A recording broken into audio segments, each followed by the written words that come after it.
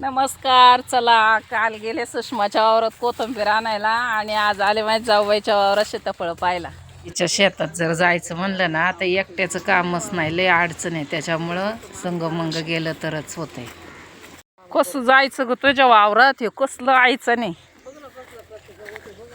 हे चुकाट्याचं बिया वाटतं बाई नियारचं. एकतर वाघाची तर कसली भीती सुटली आपल्या इथं. नेलं ना कुत्रं बागूबाईचं. वाघवायचं कुत्र नेला? मग काय बोलती? हा हो, एवढं चांगलं कुत्र घेऊन गेलं वाघवायचं. मग वागायला त्याला काय बागूबाईचं चांगलं काय न वांगलं काय त्याला मिळालं गेलं घेऊन. अगं आमच्या गायवर सुद्धा धावलं जोरात. आमची गाय आली पळून.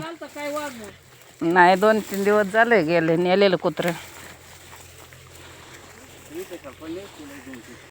काही खरंच भीती आहे ग. एकटी नको येत जाऊ आता. नाही बाया, पेट पडला तिकडं मुरतात. मी नाही येत अजिबात.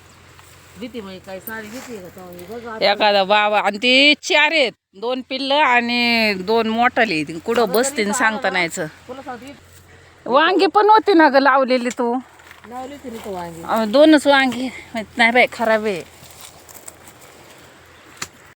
हे बाग आहे जाऊबाईची आमच्या सीताफळाची. आणि या बघा कडेने किती मस्त आंब्याची झाडं, लिंबाची झाडं, अजून